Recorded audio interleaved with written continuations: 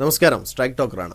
എത്രയൊക്കെ വിജയങ്ങൾ നേടിയാലും അംഗീകരിക്കപ്പെടാൻ നിരന്തരം വിജയിച്ചു കൊണ്ടേയിരിക്കേണ്ടി വരുന്ന ചില മനുഷ്യരുണ്ട്. അങ്ങനെയുള്ളവർ വിജയിക്കുന്നത് കണ്ടിരിക്കാൻ തന്നെ ഒരു സന്തോഷമാണ്. ടെമ്പ ബാവുമ ഓരോ തവണ അയാൾ പരിഹസിക്കപ്പെടുമ്പോഴും ആഗ്രഹിക്കാറുണ്ട് അയാളുടെ വിജയങ്ങൾ. അയാൾ അത് നിരന്തരം ചെയ്ത് കാണിക്കുന്നുമുണ്ട്.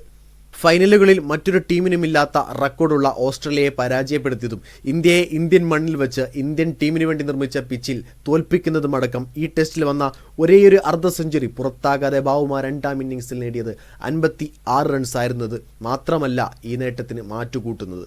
100 പന്തുകൾക്ക് മേൽ നേരിട്ട ഒരേയൊരു ബാറ്റർ മാത്രമേ ടെസ്റ്റിൽ ഉണ്ടായിരുന്നുള്ളൂ എന്നതുകൂടിയാണ്. KL രാഹുൽ നേരിട്ട 119 പന്തുകളാണ് ബാവുമയുടെ 136 പന്തുകൾ കഴിഞ്ഞാൽ പിന്നെ 100 പന്തുകൾക്ക് മേൽ നീണ്ട ഏക ഇന്നിംഗ്സ്. രണ്ടാം ഇന്നിംഗ്സിൽ 100 പോലും കടക്കുന്നതിന് മുൻപ് ഇന്ത്യയെ ഓൾ ഔട്ടാക്കി 30 റണ്ണിന്റെ വിജയം കുറിക്കുമ്പോൾ ബാവുമയുടെ ആ 136 പന്തുകൾക്ക് പൊന്നുവിലയാണ്. ഇന്ത്യക്ക് ജയിക്കാൻ 50 റണ്ണിൽ താഴെ വേണ്ടപ്പോഴാണ് കേശവ് മഹാരാജിനെതിരെ അക്സർ പട്ടേൽ തുടർച്ചയായി 2 പന്തുകളിൽ സിക്സർ നേടിയത്. മൂന്നാം പന്ത് ഒരു ടോപ്പ് എഡ്ജാണ്.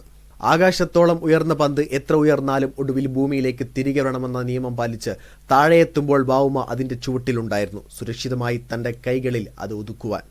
ലോകം അയാളോട് നീതി കാണിക്കുകയല്ല, അയാൾ ആ നീതി പിടിച്ചു വാങ്ങുകയാണ്. വീഡിയോ ഇഷ്ടമായ ലൈക്ക് ചെയ്യുക, നിങ്ങളുടെ അഭിപ്രായം രേഖപ്പെടുത്തുക.